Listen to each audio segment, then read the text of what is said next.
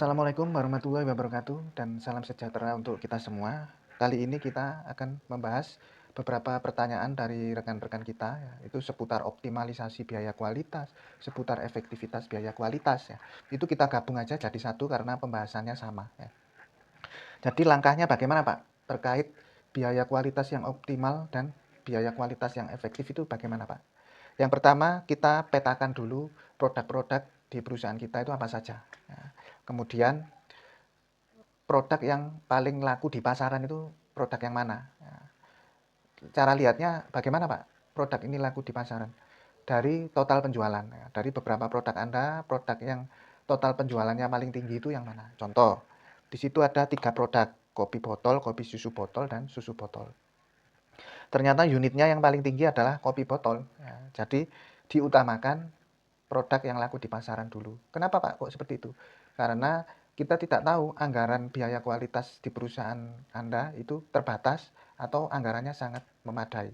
Nah, anggap saja terbatas. Jadi kita bisa memprioritaskan produk mana yang perlu kualitasnya diperbaiki terlebih dahulu. Yang pertama adalah kopi botol.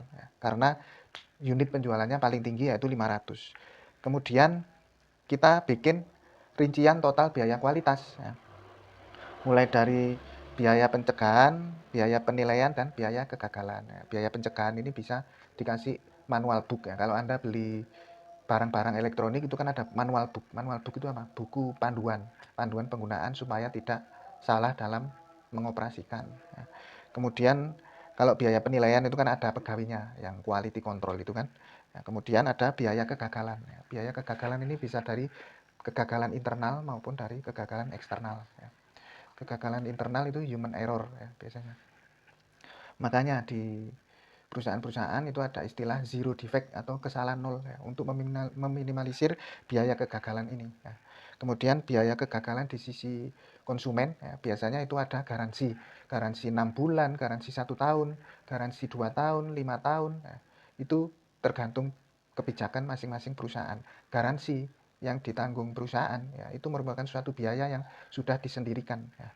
Jadi konsumen tidak harus mengeluarkan biaya terhadap garansi yang dia klaim.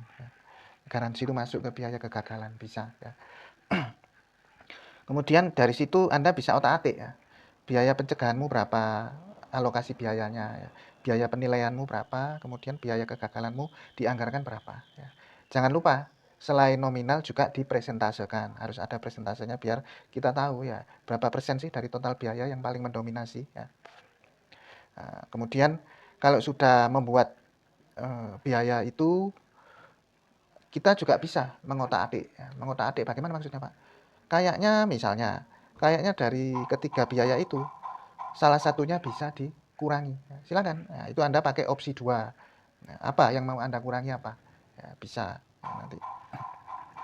Jadi Anda punya rancangan total biaya itu opsinya lebih dari satu. Jadi dalam manajemen itu kita punya alternatif opsi-opsi. Ya. Jadi tujuannya apa? Alternatif opsi-opsi itu ya. Misalkan kita punya opsi kalau anggaran kita memadai, itu biaya kualitasnya seperti apa. Misalkan di opsi 1. Misalkan opsi 1 ini kalau anggaran yang ideal. Anggaran ideal itu maksudnya anggarannya yang harus dikeluarkan untuk mencapai kualitas tertentu. Ya. Kemudian bagaimana kalau anggaran itu terbatas? Ya, Anda bisa pakai opsi 2 atau opsi 3, opsi 4, opsi 5. Anda bisa menambah opsi-opsi itu sesuai dengan skenario di perusahaan Anda. Oh, misalnya pegawainya sedikit, Pak. Ya berarti apa yang kamu kurangi? Misalkan biaya penilaian. Tapi biaya pencegahannya saya tambah, Pak. Nah, paling tidak bisa meminimalisir sekian persen biaya ya, gitu contoh ya. Jadi tujuannya opsi-opsi itu Anda bisa membuat rancangan kalau misalnya anggaran Anda memadai atau cukup banyak ya.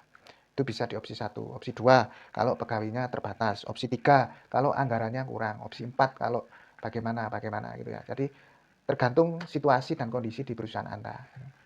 Selanjutnya kalau sudah tahu rancangannya ya, kita pakai tahap berikutnya ya. Jadi total biaya kualitas dari masing-masing opsi ya, itu dilihat ya, total biaya kualitas terhadap total penjualannya itu berapa persen sih ya.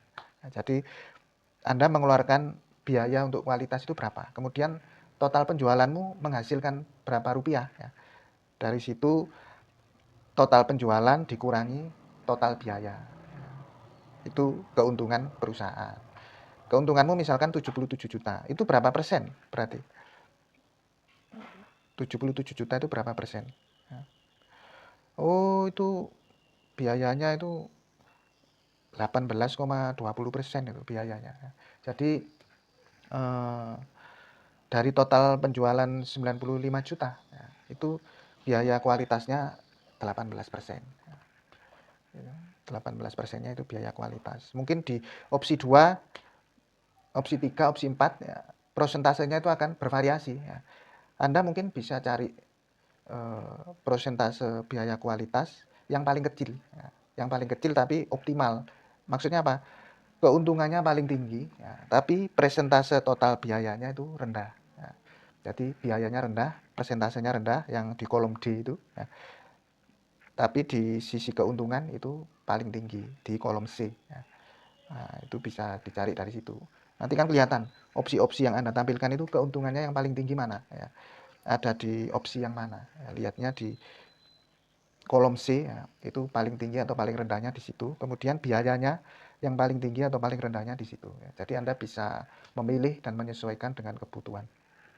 Demikian jawaban dari saya. Jika ada pertanyaan boleh ditanyakan. Terima kasih.